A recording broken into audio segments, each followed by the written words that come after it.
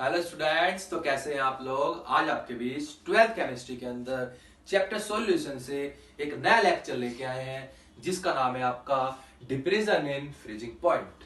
ये colligative property का आपका भी एक पार्ट है। ठीक है, इससे पहले हमने कोलिगेटिव प्रॉपर्टी के अंदर एलिवेशन इन बॉइलिंग पॉइंट पढ़ा था और आज पढ़ने वाले हैं डिप्रेशन इन फ्रीजिंग पॉइंट।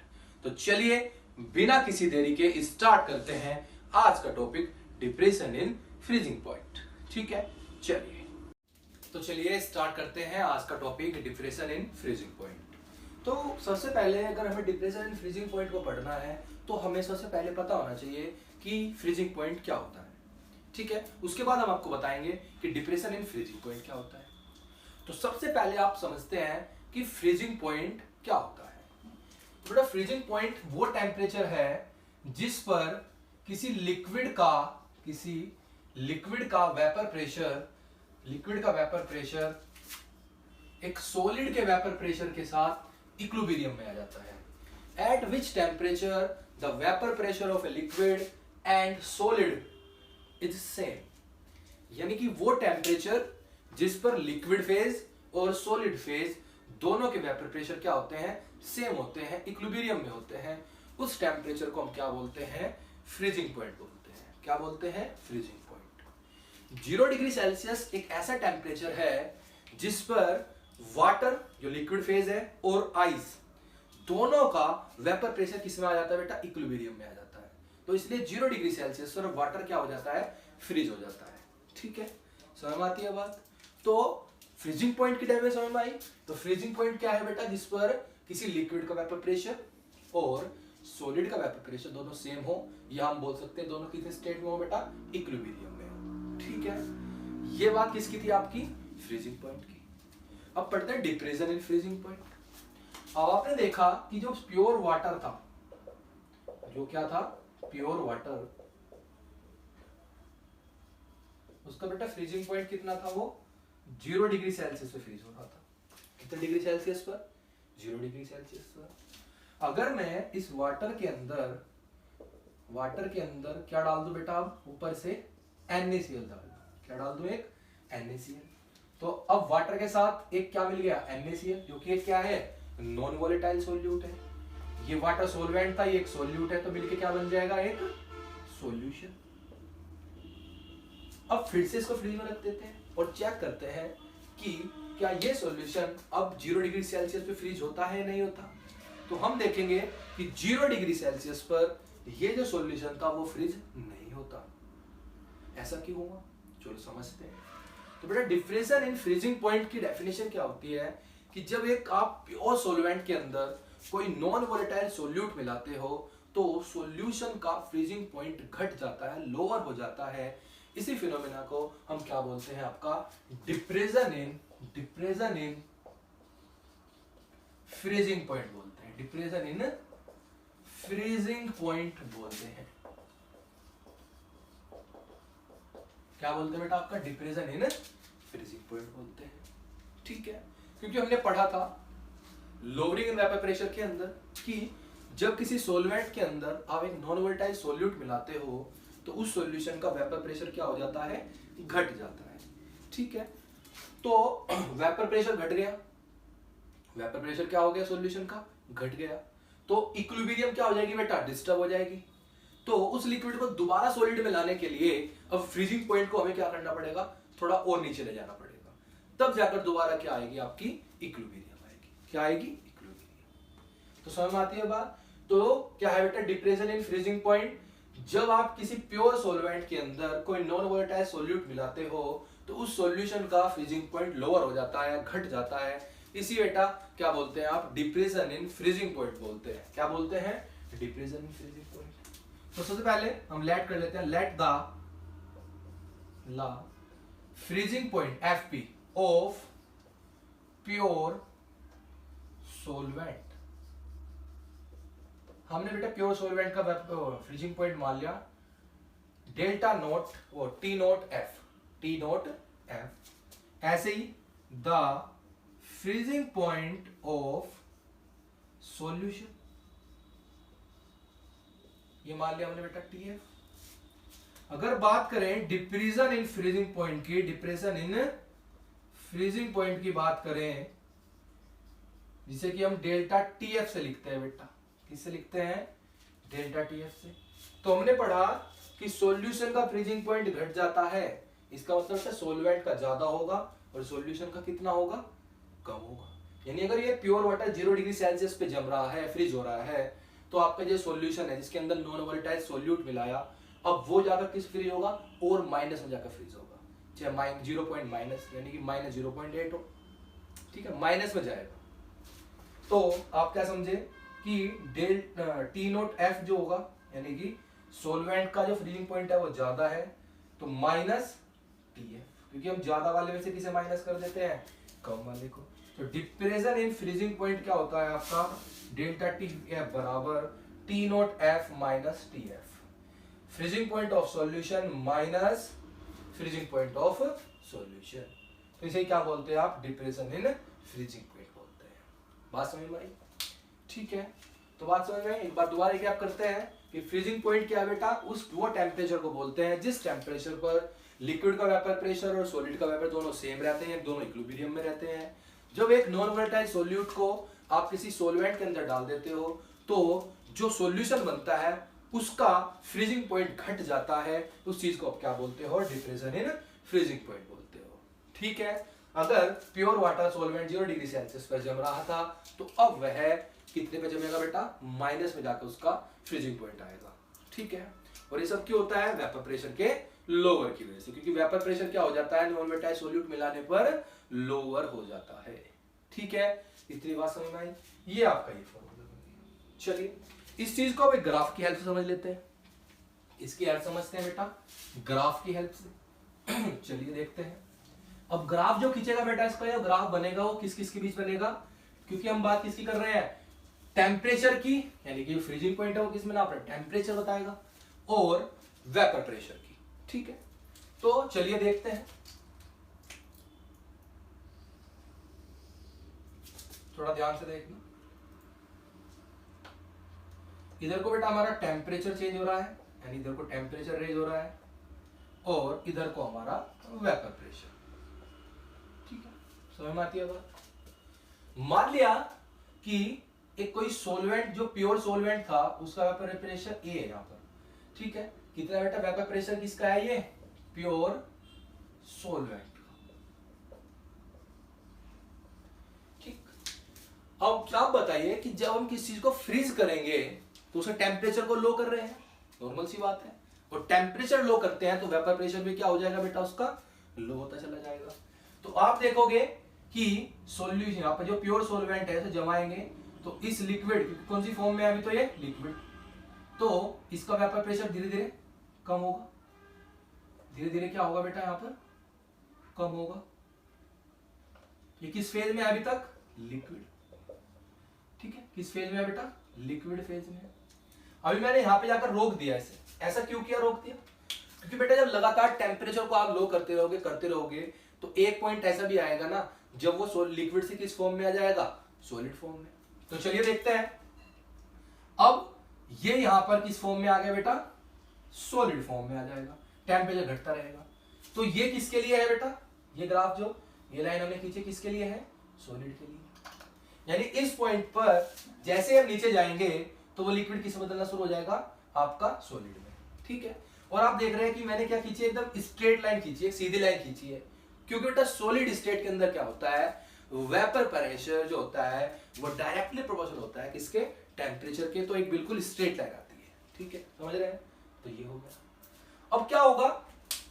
अब देखो सुनो, अब होगा क्या बेटा कि अब उस सॉल्वेंट के अंदर हमने क्या मिला दिया? एक नॉन वोलेटाइल सॉल्यूट मिला दिया। क्या मिला दिया?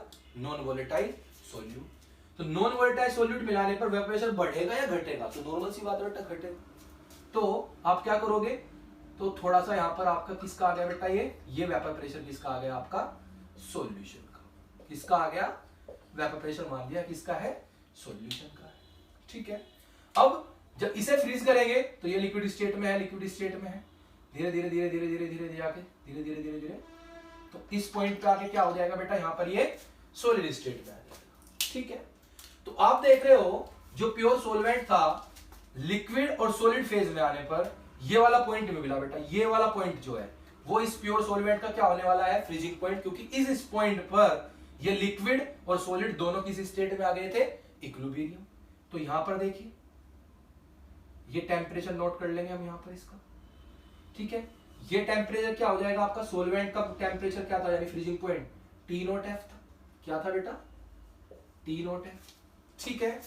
उसके बाद सॉल्यूशन का देखिए यहां पर जो घट रहा था, क्योंकि वेपर प्रेशर कम था तो कम लिया, तो धीरे धीरे फ्रीज किया तो उसका भी वेपर प्रेशर क्या होगा, घटेगा। तो घटा घटा एक टाइम आकर किसके इक्वल हो गया, सॉलिड। तो ये पॉइंट ऐसा है जब ये सॉल्यूशन और ये सॉलिड दोनों किस फॉर्म में आ गए बेटा, इक्विलिब्रियम, क्योंकि सॉल्यूशन किस स्टेट में था यहाँ पर, ये भी तो लिक्विड स्टेट में ही था, ठीक है। कौन सी स्टेट में था बेटा, लिक्विड, ये मिलाया जाए यहाँ पे। तो ये क्या है, ये TF है। तो आप देख रहे हो इस ग्राफ में कि ग्राफ की हेल्प समझे थ्योरी को, तो देखो आपकी जो सोलवेंट का फ्रीजिंग पॉइंट है वो ज्यादा है, यानी टेम्परेचर ज्यादा है, और सॉल्यूशन का जो फ्रीजिंग पॉइंट है वो क्या है बेटा, कम है। समझ में आई बात। तो इन दोनों की जो डिफरेंस होता है यहां पर, इन दोनों के डिफरेंस को ही क्या बोल देते हो आप, अभी बताया था डेल्टा TF, डेल्टा TF बोल देते हैं। इतनी बात समझ में आती है। दोबारा देखिए यहां पर बेटा प्योर सोलवेंट था, सोलवेंट लिक्विड स्टेट में था, तो धीरे धीरे क्योंकि क्या करा आपने, फ्रीज करना है, तो टेम्परेचर लो करोगे तो वेपर प्रेशर धीरे धीरे घटा। एक पॉइंट ऐसा आया जब वो लिक्विड किससे बदलना शुरू हो जाएगा, क्योंकि टेम्परेचर लो कर रहे हो, ठीक है, सॉलिड स्टेट में, धीरे धीरे सॉलिड स्टेट में आ गया, ठीक है। उसके बाद क्या हुआ, अब सॉल्यूशन की बात करें, वो भी किसके साथ, वो सॉल्यूशन कैसा है, with a non volatile solute, with a non volatile solute, ठीक है। तो हमने पढ़ा है कि नॉन वोलेटाइल सोल्यूट मिलाने पर वेपर प्रेशर लोअर हो जाता है, तो लो लिया। अब धीरे धीरे से फ्रीज किया, धीरे धीरे धीरे धीरे धीरे ये भी किस में आ गया बेटा, सॉलिड स्टेट में। तो जिस पॉइंट पर ये लिक्विड और ये सॉलिड दोनों किस में आ जाते हैं, पॉइंट मिल गए, तो ये सॉल्वेंट का क्या हो गया, फ्रीजिंग पॉइंट, ये लिख दिया आपका, क्या है ये, T0F, ठीक है। ये क्या है बेटा आपका, T0F। इसी तरीके से जो सॉल्यूशन जिस पॉइंट पर मिला, ये वाला पॉइंट था आपका, इस पॉइंट पे बेटा ये क्या हुआ, TF। तो डेटा T0F और TF यानी कि सॉल्वेंट का फ्रीजिंग पॉइंट और सॉल्यूशन का फ्रीजिंग पॉइंट का डिफरेंस किसके इक्वल होता है, डिप्रेशन इन फ्रीजिंग पॉइंट। तो ये आपका ग्राफ है बेटा, किसका ग्राफ है आपका, डिप्रेशन इन फ्रीजिंग पॉइंट का। बात समझ में आती है, ठीक है। चलिए तो ये बात किसकी हुई बेटा, आपके डिप्रेशन इन फ्रीजिंग पॉइंट की, ठीक है। चलिए देखते हैं आगे।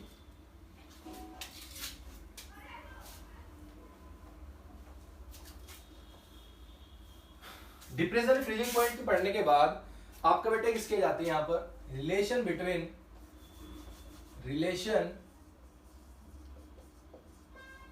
Between delta TF and molality.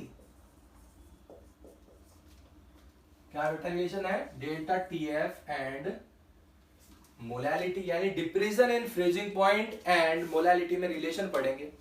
तो ये रिलेशन क्या होता है, हमें पता होना चाहिए कि delta TF depression in freezing point directly proportional होता है बेटा मोलैलिटी के, स्मॉल m के, ठीक है।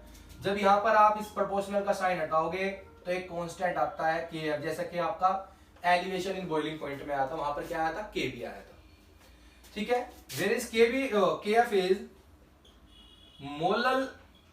मोलल डिप्रेशन कांस्टेंट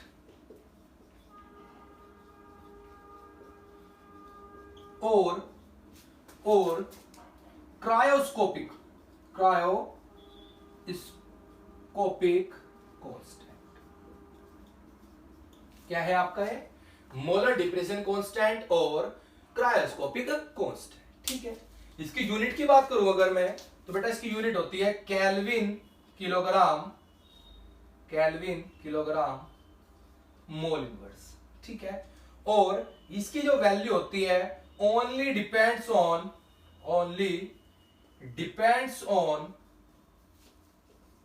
solvent, यानी कि सोल्यूट से, कोई भी सोल्यूट उससे फर्क नहीं पड़ेगा Kf पे, ये ओनली किस पे डिपेंड करेगा, आपके सोल्वेंट के नेचर पे डिपेंड करेगा। जैसे वाटर का जो Kf होता है बेटा वो 1.86 केल्विन किलोग्राम मोल इनवर्स होता है। समझ में आती है बात, ठीक है। अगर हम बात करें कि what is the definition, define के एफ, मतलब समझते हैं, ठीक है। यानी कि बोले आपको डिफाइन करो के एफ को, तो आप कैसे डिफाइन करोगे? चलिए अभी समझते हैं, आ जाइए अभी समझते हैं। चलिए भैया के एफ की डेफिनेशन पढ़ते हैं भैया। व्हाट इज द के एफ? अभी तो बहुत कुछ पढ़ना है। के एफ तो डेल्टा टी एफ बराबर के एफ इंटू एम। तो इफ अगर सॉल्यूशन की जो मोलर कंसंट्रेशन है वो कितनी हो, 1 मोलर, तो then delta T F is equal to कितना हो जाएगा आपका, के एफ। तो क्या डेफिनेशन हो जाएगी कि बेटा molar elevation constant, molar depression constant, sorry, molar depression constant is equal to depression in freezing point when molar concentration of the solution is unity या 1। यानी कि जिस टाइम पे आपकी किसी सॉल्यूशन की कंसंट्रेशन, मोलर कंसंट्रेशन 1 हो जाती है, उस टाइम पर आपका जो डिप्रेशन इन फ्रीजिंग पॉइंट होता है वही किसके इक्वल होता है बेटा, आपके केएफ के, या जो आपका मोलर डिप्रेशन कांस्टेंट होता है वही किसके इक्वल हो जाता है, डिप्रेशन इन फ्रीजिंग पॉइंट के। समझ में आती है बात? चलिए एक डेफिनेशन तो ये हुई। अब एक डेफिनेशन और समझ लेते हैं और करके, क्योंकि बेटा हमें पता है जो मोलैलिटी है एम, वो क्या होती है, moles of solute dissolve in 1 kg of a solvent, ठीक है, यही तो होगी। तो अगर हम बात करें डेल्टा टी एफ बराबर K F into N A upon W B, तो अगर मैं यहां पर इफ सोलवेंट मास यानी डब्ल्यू बी 1 kg और मोल्स ऑफ सोल्यूट कितना बेटा, 1 मोल, यानी एन कितना हो गया, 1 मोल, तो क्या डेफिनेशन बनेगी कि 1 किलोग्राम सोलवेंट में 1 मोल सोल्यूट का डिसॉल्व करने पर, अब ये दोनों कितने हो गए, 1, तो दोबारा से क्या हो जाएगा, डेल्टा टी एफ बराबर किसके हो जाएगा, के एफ के। तो देखिए कि 1 किलोग्राम सोलवेंट में 1 मोल सोल्यूट का डिसॉल्व करने पर क्या होता है, जो डिप्रेशन इन फ्रीजिंग पॉइंट होता है वही आपका बेटा मोलर डिप्रेशन कांस्टेंट कहलाता है। उसे हम क्या बोल देते हैं, आपका मोलर डिप्रेशन कांस्टेंट बोल देते हैं। चेक कर लीजिए, दोनों एक दूसरे के क्या हो गए, इक्वल।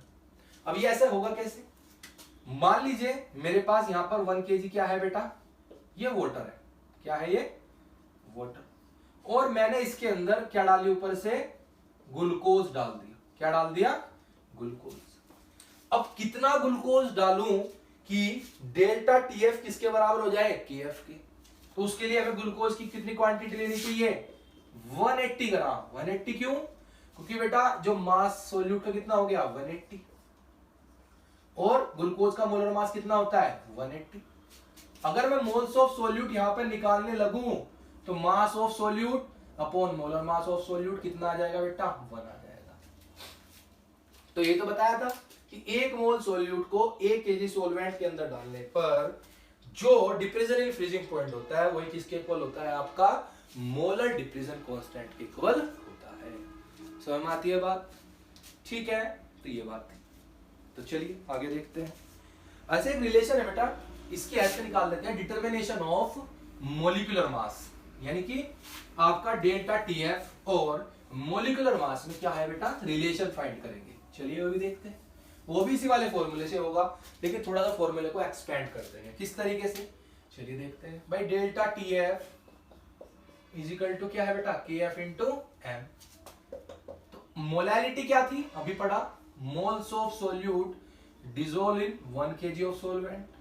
तो मोल्स क्या होता है, WA M में, किसके इक्वल है बेटा, ये मोल्स के, moles of solute, mass of solute upon molar mass of solute, यहां पर रख दीजिए। तो WA upon MA into WB। अगर ये मास जो आपका सोलवेंट का मास है बेटा, अगर ये ग्राम में हो, इन ग्राम, तो किलोग्राम में बदलने के लिए आप 1000 से क्या कर दीजिए, डिवाइड 1000, किधर पहुंच जाएगा आपका, ऊपर पहुंच जाएगा। किधर पहुंच जाएगा, ऊपर।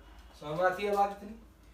तो इस m की जगह पे आप क्या लिख सकते हो, ये पूरी वैल्यू रख सकते हो, तो रख दीजिए। चलिए इधर, तो डेल्टा TF बराबर KF into WA into 1000 upon MA into WB। ये क्या हो गया बेटा आपका फॉर्मूला हो गया किसमें, डिप्रेशन इन फ्रीजिंग पॉइंट और मोलर मास ऑफ सोल्यूट में।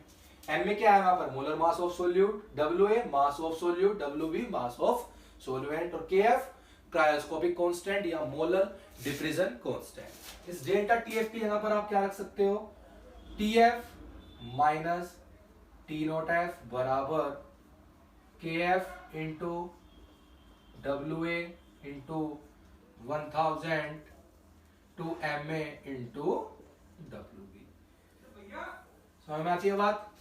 चलिए एक मिनट, तो इतनी बात समझ में आई बेटा? तो ये फॉर्मूला था, ठीक।